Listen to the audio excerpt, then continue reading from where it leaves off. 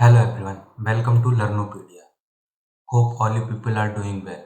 So guys, today here I again came up with a new video. So before starting that guys, please do subscribe my channel if you haven't subscribed it yet. And now let's start with the video. So guys, today I'm not going to tell you what particular information or I'm not going to share a particular fact.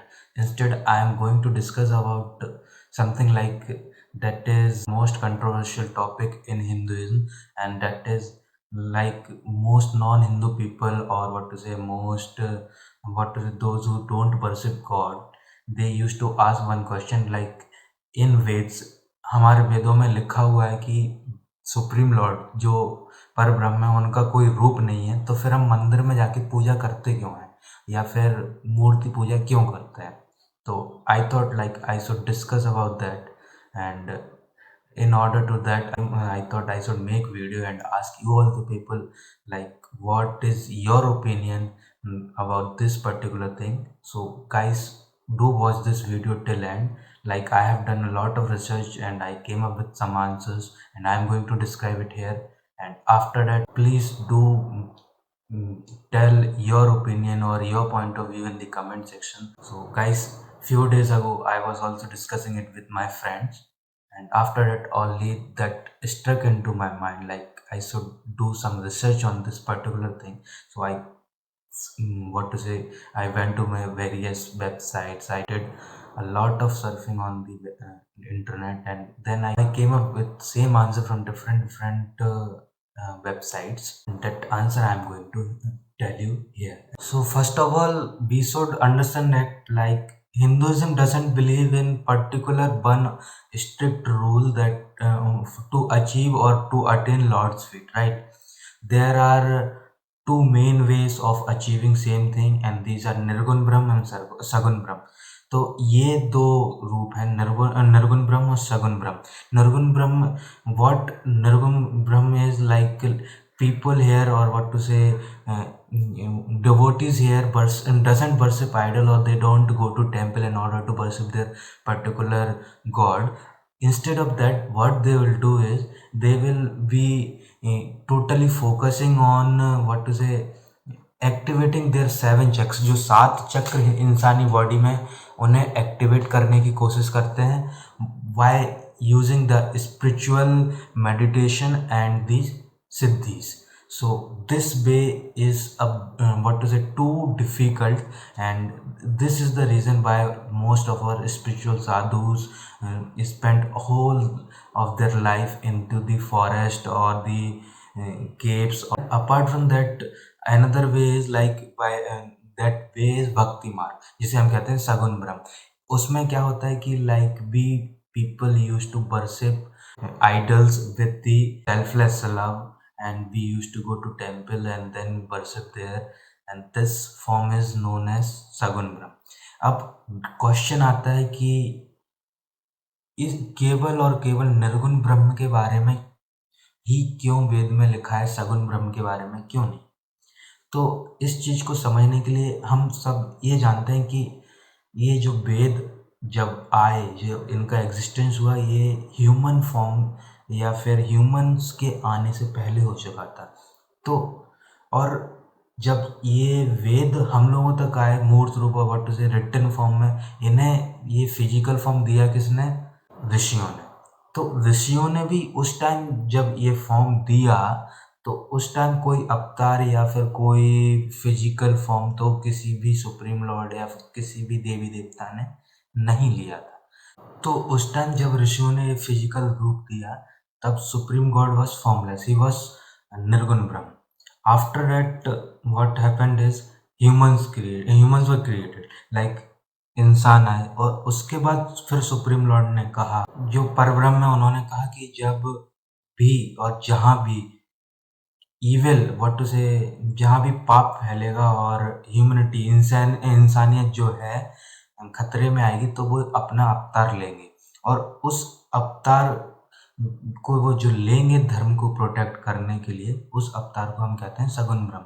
जैसे कि हम उनके अवतार जानते हैं जो ले चुके हैं, आने वाले हैं. जैसे कि उन्होंने सतयुग में 4 अवतार लिए थे, जो थे पहला मत्स्य अवतार, फिर कूर्म अवतार, फिर बराह अवतार, फिर नरसिंह अवतार। उसके बाद फिर त्रेता में 3 अवतार लिए जो थे वामन अवतार, फिर परशुराम अवतार, फिर राम अवतार। और उसके बाद फिर एक द्वापर में लिया जिसका नाम था कृष्ण अवतार, जो उनका अष्टम अवतार था। उनके बाद नमा अवतार जो आया द्वापर के अंत और कलयुग की शुरुआत में, जिसे हम कहते हैं भगवान बुद्ध का अवतार। और फिर लास्ट जो अब लेंगे वो कलयुग के अंत में, उसे कहते हैं हम कल के अवतार। तो ये जो अवतार वो लिए, तो इन अवतारों को जो फॉर्म इसे कहते हैं हम सगुन ब्रह्म। तो now it is clear like as Vedas came before the Supreme Lord, and there was no mentioning of worshipping Sagun Brahma in Vedas. So this was the particular reason, like that avatars were not there. That is why these worshipping of Sagun Brahma was not mentioned in Vedas. अब हम कहें कि सगुन ब्रह्म या फिर मूर्तियों की पूजा या मंदिर में जाके पूजा करना गलत है, तो ये चीज़ बिल्कुल बेतुकी है, बिल्कुल मीनिंगलेस है। बिकॉज ये कहीं नहीं लिखा है कि मूर्ति पूजा नहीं करनी है। बात बस ये चीज़ उसमें मेंशन इसलिए नहीं है क्योंकि वहाँ ये चीज़ थी नहीं तब।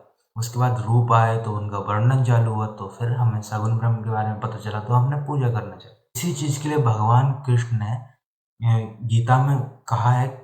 गीता में 7वें अध्याय और 21वें श्लोक में उन्होंने एक बात कही है, और वो है यो यो या तनु भक्त श्रद्धा अर्चितो मक्षति तस्याचला श्रद्धा Tame विद्यामयम। That means whatever celestial form a devotee seeks to worship with faith, I study the faith of that devotee in that form.